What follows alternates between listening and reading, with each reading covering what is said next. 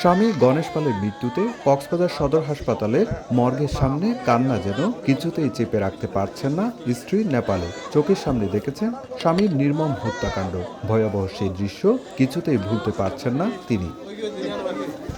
Police বলছে নিজ বাড়ির ড্রেন নির্মাণের কাজ করছিলেন গণেশ পাল। এলাকার জিশান তার কাছে 1 লাখ টাকা চাঁদা দাবি করে। টাকা দিতে অস্বীকৃতি জানালে জিশান সহ অজ্ঞাতনামা আরও 4 জন মিলে হামলা চালায়। গণেশ পালকে ছুরিকাঘাত করে পালিয়ে যায় তারা। হাসপাতালে নেওয়া হলে চিকিৎসক তাকে মৃত ঘোষণা করেন।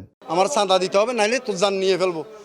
এই বলতে বলতে পিছনে আরেকজন এসে মেরে দিছে। একজন বাইকে ধরছে, আরেকজন বলে বাইকে এভাবে এদিক দিয়ে চুরি মারছে বলে। ওদের সাথে যারা জড়িত তাদের শাস্তি দাবি করছে।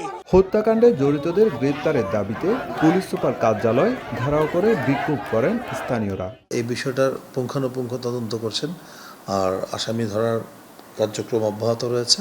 এদিকে গত 3 মার্চ অসুস্থ মেয়েকে নিয়ে কক্সবাজার সদর হাসপাতালে ভর্তি হন কোহিনুর আক্তার। পরদিন দুপুরে ওষুধ আনার কথা বলে নিচে নামার পর ফিরেননি তিনি। শনিবার দুপুরে হাসপাতালে দুর্গন্ধ ছড়ালে লিফটের নিচ থেকে উদ্ধার করা হয় কোহিনুরের লাশ। মেডিসিনের জন্য তখন নামতে রাত 12টার পরে উনি ওনাকে আর এখানে আর সাইকেলাতে উঠে নাই উনি। আমরা তো অনেকদিন আসি, কোনোদিন তো একটা মানুষ দেখা যায় না। এই মানুষকে জানমালের নিরাপত্তা নাই।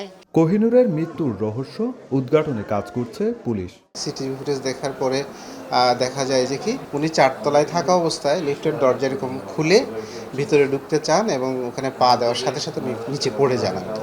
এই হলো ঘটনা, কিন্তু ওই সময় ওনার আশেপাশে কেউ ছিলেন না, যে কারণে এই ঘটনাটা ওনারা কেউ দেখে নাই। কোহিনুর উখিয়ার রাজাপালংয়ের দক্ষিণ ডেইলপাড়া এলাকার বাসিন্দা। তার স্বামী নুরুল ইসলাম কাতার প্রবাসী।